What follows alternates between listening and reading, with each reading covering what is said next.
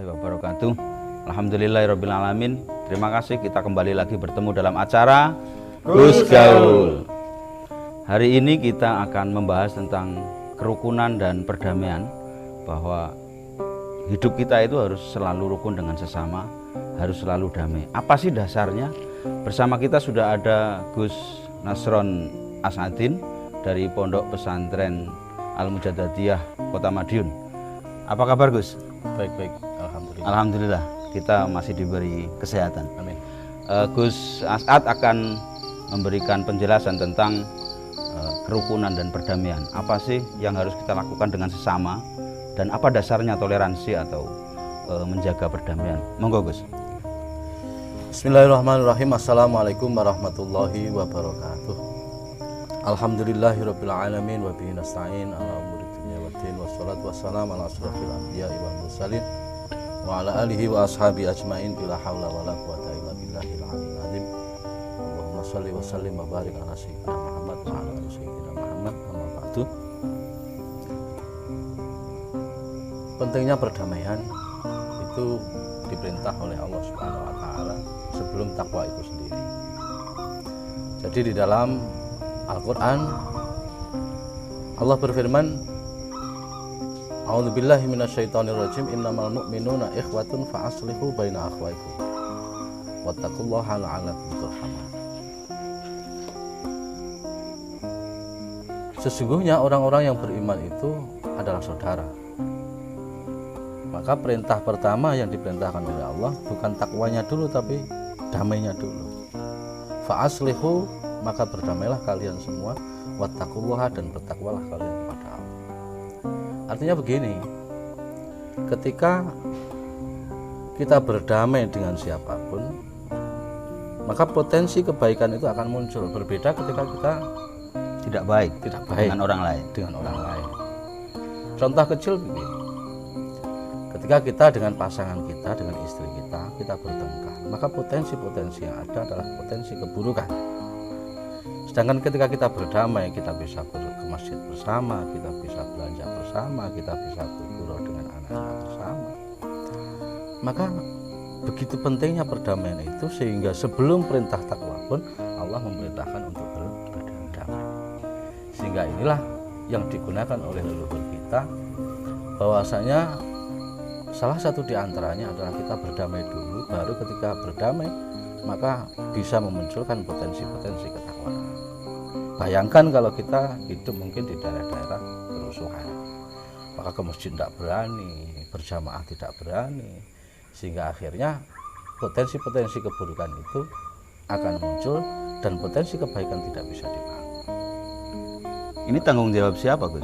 Ya, tanggung jawab kita bersama. Sama-sama. Karena begini, ayat ini berbicara tentang innamal mu'minuna. Sebagaimana kita tahu, rukun iman itu kan ada 6. Satu, percaya pada Allah, pada malaikat, pada kitab, pada nabi, pada hari akhir, pada qadar dan qadar. Yang mana kalau kita bicara tentang orang-orang yang beriman ini, maka skupnya lebih besar. Berbeda kalau kita bicara tentang orang-orang yang muslim, maka skupnya semakin lebih mengecil lagi.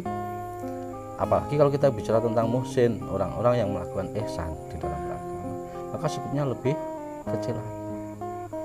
Maka sebagaimana kita tahu sejarah, bahwasanya bagaimana perjanjian yang dibuat oleh Rasulullah ketika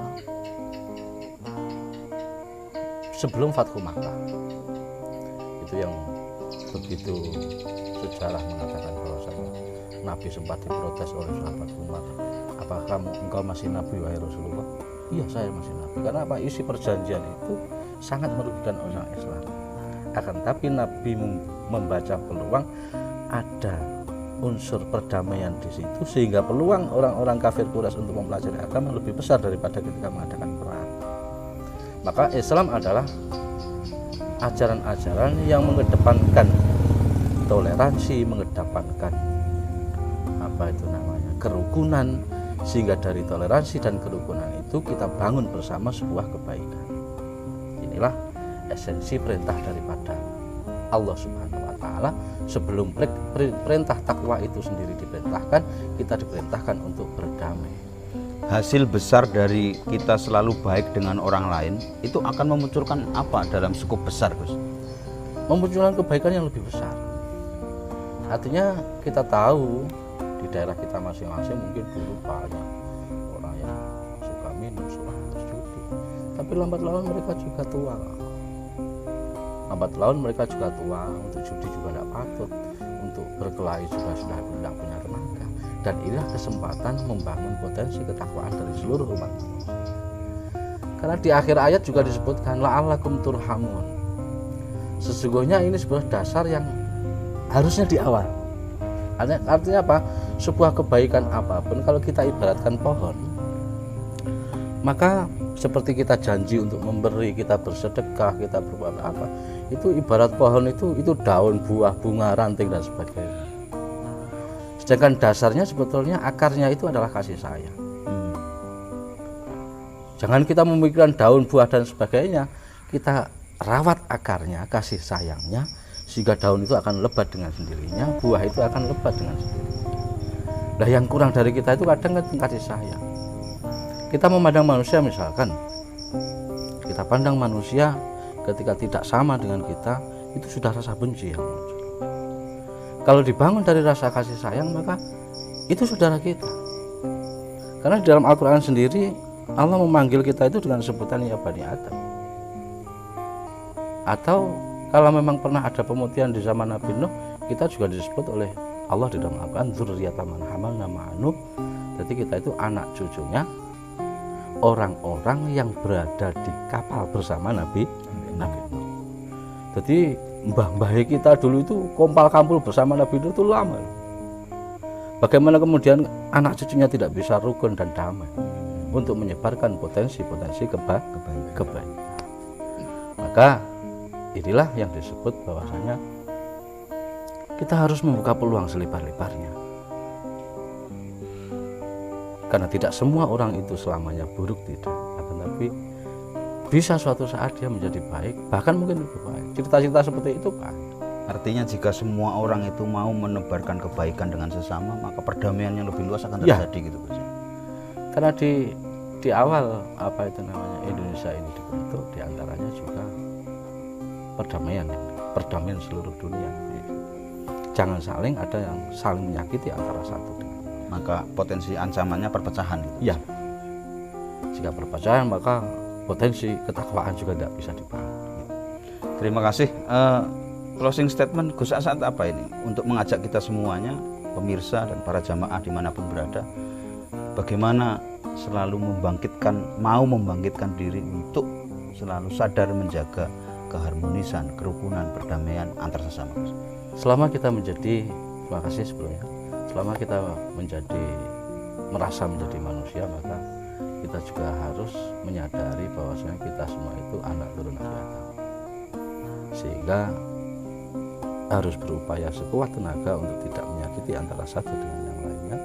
Kita menghargai sesama, dan dasar daripada ketika kita mengingatkan seseorang itu dasarnya bukanlah kebencian, akan tapi kasih sayang. Mungkin itu satu saya ingin di akhir pertemuan ini, semoga kita dibimbing oleh Allah Subhanahu wa taala menjadi orang-orang yang di dalam hati kita ditaruh kasih sayang oleh Allah, sehingga kita bisa menebar kasih sayang terhadap sesama, sehingga kita betul-betul mengajak umat ini lebih banyak lagi untuk masuk ke dalam naungan Allah Subhanahu wa taala. Mungkin ini yang dapat saya sampaikan, kurang lebihnya maaf. Assalamualaikum warahmatullahi wabarakatuh. Demikian bincang-bincang kita dengan Gus As'ad tentang bagaimana kita harus selalu menebarkan keharmonisan, kebaikan, kasih sayang untuk perdamaian yang lebih luas lagi. Kita akan ketemu di sesi yang lain dalam acara Gus Gaul. Terima kasih. Alhamdulillahirabbil alamin. Wallahul muwaffiq ila aqwamit thoriq. Assalamualaikum warahmatullahi wabarakatuh. Waalaikumsalam.